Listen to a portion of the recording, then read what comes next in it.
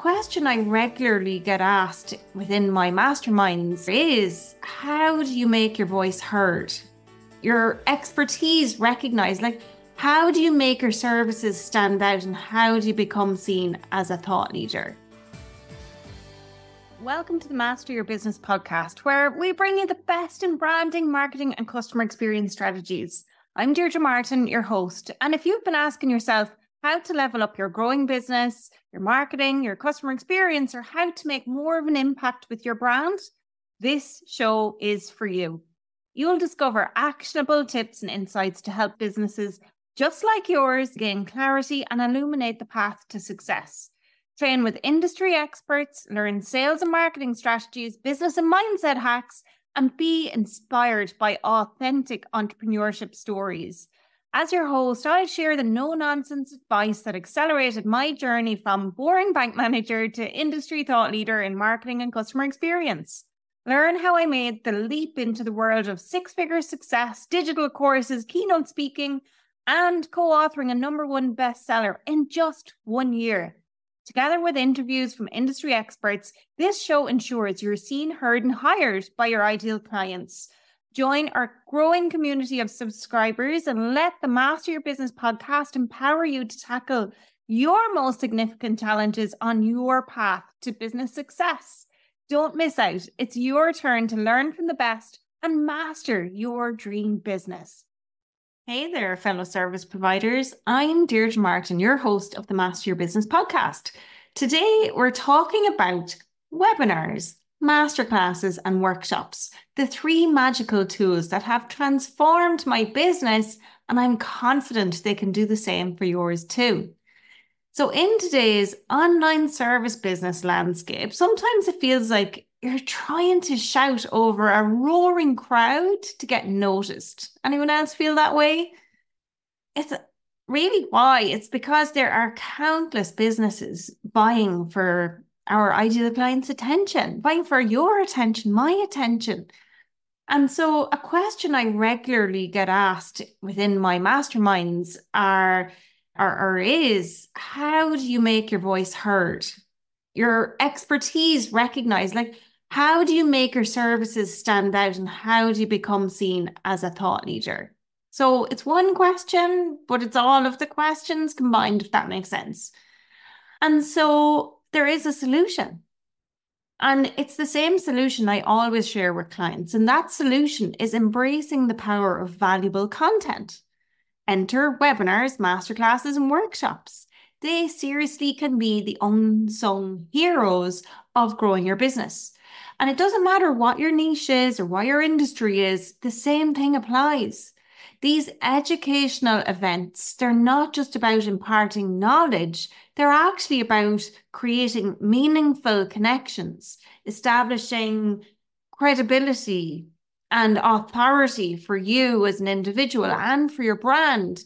And they're about attracting a passionate audience who are eager to learn from you. And they're not just online events that have been around since the pandemic. They're around since before the pandemic. In fact, for many online business owners who've been doing this sort of work pre-COVID, they've been using this type of event format for over 8 years or more. Seriously. So there's still a thing today in 2024, and here's why. Webinars, masterclasses, and workshops, they offer a wealth of benefits that can catapult your business to new heights, like enabling you to position yourself as a thought leader, as an expert in your field. They can really leave a lasting impression on potential clients because you create an experience at the event, pre the event, at the event, and post the event. You can attract a pool of engaged and, more importantly, qualified individuals who are already interested in your services. And then what does that do? It makes the sales process a whole lot smoother. You can create more meaningful connections and relationships with potential customers, building trust and loyalty that's really hard to replicate in any other type of content format that you might create or deliver. So when these types of events are done well, what can you expect? Probably you're going to experience a surge in sales and revenue as you convert these valuable leads into paying customers. Yeah. For years, I've been incorporating webinars. For years, when I say since I started my business in January of 2021, I've been incorporating webinars, masterclasses, and workshops into my business strategy. And the results have been nothing short of phenomenal. I kid you not. Now, I'm not going to pretend every single time I've done one of these that it's been a success. That is so not the case. I've put on events where there've been hardly any sign-ups. Like, people don't even register to attend. Never mind anything else. And I'll share more of those kind of downs in a few minutes. But I keep doing these types of events because they have helped me. They've helped me reach a worldwide audience. I've had people on from 9 or 10 different countries at one particular event, and at a time, I mean. And obviously that helps with expanding reach and potential customer base. They've helped me generate a steady stream of really high quality leads, people who are ready to take the next step and work with me, people who have the problems that I've talked about. They've helped me to turn potential customers into loyal clients, building a really strong customer base. And they're a great way to nurture existing clients as well. And I have experienced revenue growth that has genuinely propelled my business forward. And this top of the funnel framework, if that's what you want to call it, has helped me win some of my longest and most valuable and most profitable clients. So they're definitely not to be sniffed at. Now, some of the downs, because where there's ups, there's downs, right? The kicker to the ego when no one registers. Oh my gosh, like I have literally gone to bed for maybe a day or two afterwards because I've just been so down in the dumps when nobody registers or a ton of people register and nobody shows up. It's so disheartening and like it genuinely feels like rejection. It's horrible, but you know, that's life and that's okay. It frustrates me and I'm like, oh, I'm never doing them again because of the work that they can take if you do an all-in event as part of a bigger launch. But mainly it's the ego and that sense of wasted time and pulling it all together when it doesn't result in bums and seats for the actual event that you put on or paying clients afterwards. But having said that, the more of them that I do, the less it affects my ego and the more I see it now as a learning experience. And I now have a sort of checklist that I go through and ask, was it my headline that didn't work or that did work? Was it the graphic I used? Was there a picture of me in the graphic or was there a picture of something else in the graphic? Was there any picture on the graphic? What was the format of the event? Was it on Zoom? Was it at a particular time? Was it on LinkedIn? Was it streamed live? Was there, how much did I promote it on social media? Did I email my list to notify them that it was on? Where did I share the information? Did I share the information enough?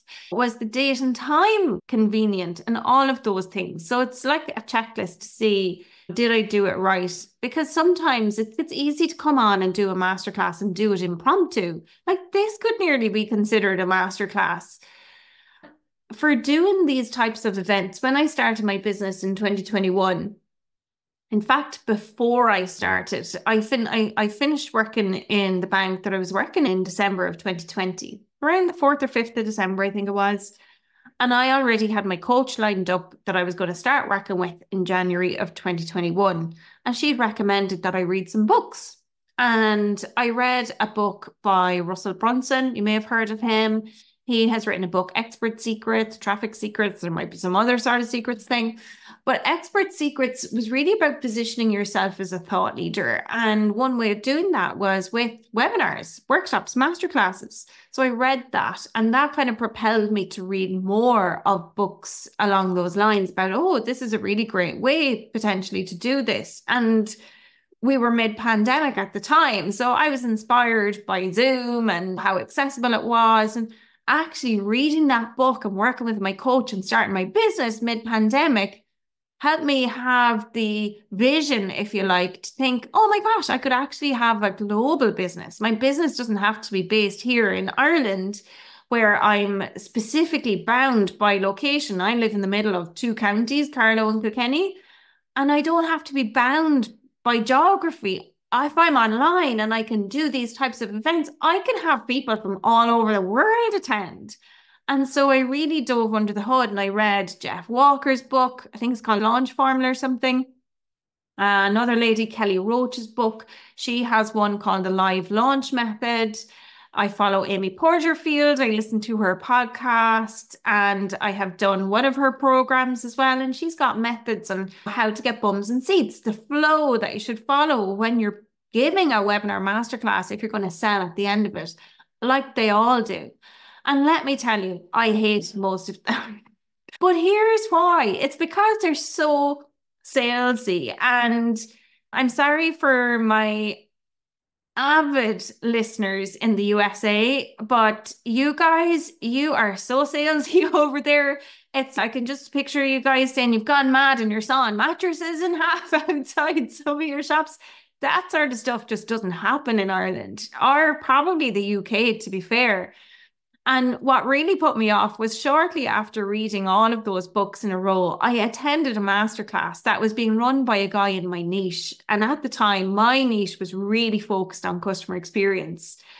And at the end of the masterclass, he went step by step through some of the sales methods listed in these books. Now, I hadn't yet put on a masterclass, so I was really interested to see what it would feel like as a consumer. And I wasn't in a position to buy because I just signed up to work with a coach. And it was quite a big investment for me because I'd never invested in myself in that way before. And, my business was new and I had no money or revenue ready to come in yet at that time. It was like week 3. So really early days. But on that masterclass where this guy was like, he was going for it, like he was really going for it. And he did a great job. Let me just say, he totally did justice to the techniques in the books. And a lot of the techniques when you're live in the masterclass that they talk about in the books, they're very similar. And I just felt icky. I really did. I really just felt icky. And so I decided then and there that I was never going to sell like that on my events. Never. And I haven't. Now, maybe I'm naive. Maybe I'd make tons more sales if I did that. But that's just not really my style. It's hard sell. I just don't like hard sell. I prefer what's called gap selling, which is if you've got a problem and I've got a solution, then let's work together as opposed to just pushing products and selling. And I prefer to offer people the option to hop on a call. That's what my call to action is everywhere, on LinkedIn, on website, on social media. Heck, even if you're subscribed to my podcast, like that's my call to action. If you want to talk about how you can work with me, let's hop on a call. That's it. I prefer to offer people that option to chat about how I can help them further because I want to make sure that you have a problem I can solve. That's why. That's literally the reason why. And so I don't want to sell to everybody because not everybody is my ideal client. Now, again, I could be totally naive and this could be a game changer for me. Maybe I won't be aiming for 500,000 in 2024 as my revenue goal. Maybe I'd be aiming for 7 figures if I did that. But I just don't feel like sawing mattresses in half on my masterclasses. I'm sorry. But I will say when I'm on my masterclasses, what I am inclined to do at the end is to offer people, if they'd like to take the next step, here's might be a low value product that you can buy for X amount of money. And usually it's a very low ticket offer for less than 500 quid, right? Now, some of my highest paying clients have come through this type of funnel. So it definitely works. And I don't go on to these masterclasses and I really don't advocate that you do, which is why I'm dwelling on this point because it's not nice. It doesn't feel nice. People don't like to feel sold to. And often when I'm on a masterclass, I'll call out at the start that, by the way, this is not an hour-long sales pitch. They're icky. I don't like them. But I will tell you at the end that if you want to book a call with me, I'll tell you how. That's it. Or I will say at the end, I'm going to say I have a very low ticket offer that you can avail of only if you're interested. And you only need to stay on if you're interested. And if you're not, that's fine. Hop off.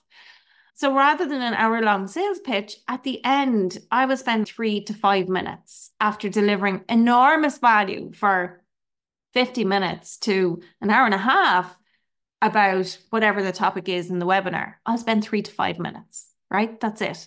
So if you're new to this world of webinars, masterclasses, and workshops, I want to give you a sort of a roadmap to help you get started.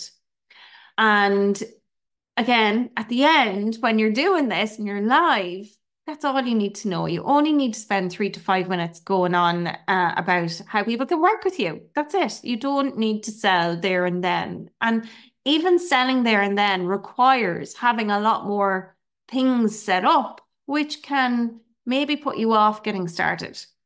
So to get started, step 1, decide on a topic that you could talk about for hours on end that will resonate with your target audience. So I could talk about this webinars, masterclass, and workshops for hours because I've done so many of them at this stage. And I could literally talk off the cuff about how to set them up with different platforms and systems so that you have an end-to-end, like opt-in pages and all this sort of stuff. But really, one of my words for 2024 is simplicity. You don't need all that stuff. What you need is a topic that's going to resonate with your target audience. And then you need to be able to think about how you can tap into and address their pain points and aspirations as part of that topic in whatever you're going to cover at your event. That's it. Then third step is decide what you want the next step to be at the end of your event. So whether that is book a call or whatever it might be, you want to be clear on how you're going to guide participants towards taking that next step. Maybe it's an action or homework they have to go off and do, or maybe they've got to send you an email or complete a workbook. But maybe it's signing up for your services or signing up for your email list, whatever it is. Make sure you know what that call to action is going to be. Now that you've decided those 3 crucial aspects, next, you're going to spread the word about your event. You're going to do that across your website, maybe with a pop-up form, or maybe you might have it like flashing text, scrolling text across the top banner, something like that. It could be on social media. It could be on other channels. Whatever it is, the idea is that you create some buzz and excitement about your event. Now, when you are doing that, there's a couple of things that you need to think about in advance. And it's a bit like I said at the start, some of the checklists that I mentioned. Now, I don't have an official one, but maybe actually saying this out loud, that's something that I should create and share with you. You can let me know by sending me a DM on social media if that would be useful, because I do have a step-by-step for launches that I share with my clients, but maybe one for webinars will be helpful, webinars, masterclasses, and workshops. Let me know by sending me a DM if you think that would be useful. But once you've finished, or sorry, what I was going to say there was when you are putting on the event and you're sharing it on social media and you're going to the trouble, make sure you check calendars. If your ideal clients are, let's say, women in business, for example, but those women are maybe they're full-time moms as well as full-time business owners, then putting on an event during the kids' school holidays is probably not a good idea. Or let's imagine if I'm putting on an event, and I did this in 2023, I had an event in October. I was really conscious of Thanksgiving because that's not really celebrated in Ireland. In fact, it's not really celebrated at all here. Bar, I have some friends from the US who live here. And I also have lots of connections in the story brand community in the US. I'm aware that if I want some of my US prospects to come to this event, I better not put it on when it's Thanksgiving week because people are going to be off and busy and doing things with family. So be mindful of what's happening in the lives of your ideal clients when you're putting on events like this. And then the last thing you want to do is stay in touch with participants, right? So you want to try and capture their email addresses if you're going to get them to come to your event. And you can do that with LinkedIn, actually.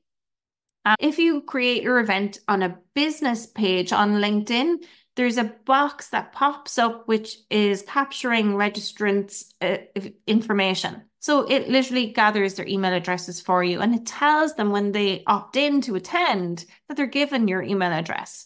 Now, that doesn't mean that you can spam them with emails. They haven't officially opted into anything except for your event. So don't spam or they won't want to become clients with you.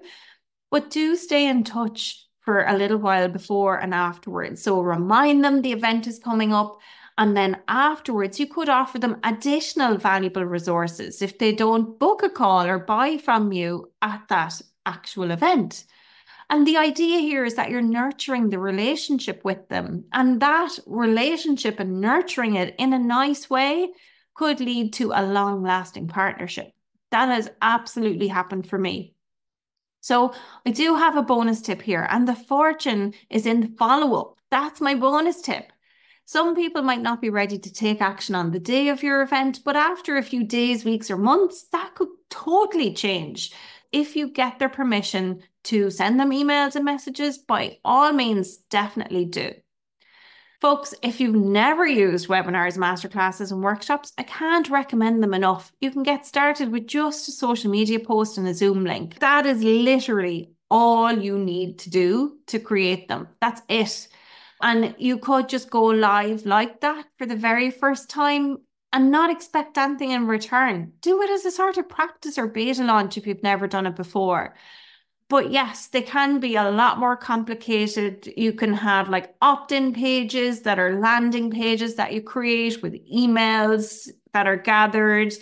And then people are brought to the value page where they're gone to the event. The events don't have to be live. They can be what's called evergreen, which basically means people can watch them at any point in time. And then they get brought to other sales pages and all this sort of stuff. So they can be so complicated. And that was actually one of the things that put me off some of the strategies in the books that I read when I started. Now it's all about simplicity and the easiest way that you can put it on for yourself as a really strong tool to generate leads and revenue for your business. And what's great about this is when you choose the title, bonus tip number 2, when you choose the title for your event and you call out who it's for, the problem it's solving, what you're actually doing is you're qualifying the leads for your event. So these people who show up, they're really really good prospects for your business. They're highly qualified to work with you potentially. And you don't even need slides when you do your event. So the thing is, just get started. And as I said before, again, some of the things that didn't work for me were maybe the titles weren't good enough. They weren't strong enough. They didn't call out who it was for or the problem it's going to solve. So that's really important, I think, to focus on.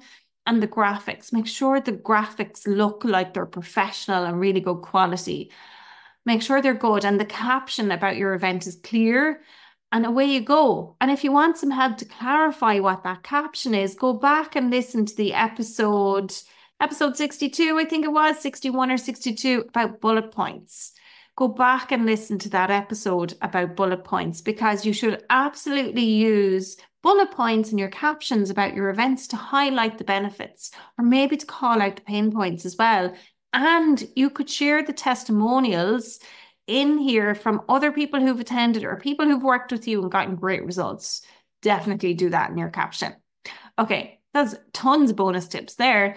So remember that these events, when you host them, they're not just about broadcasting your knowledge, they're about building relationships. They definitely will establish your credibility. That's just a side effect of running them, and they'll absolutely attract a loyal clientele.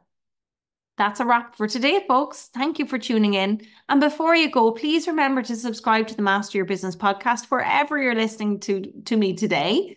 Give the show a rating and leave a review. Your feedback helps me reach more listeners just like you and share my knowledge with the world. So until next time, thank you for listening and keep mastering your business.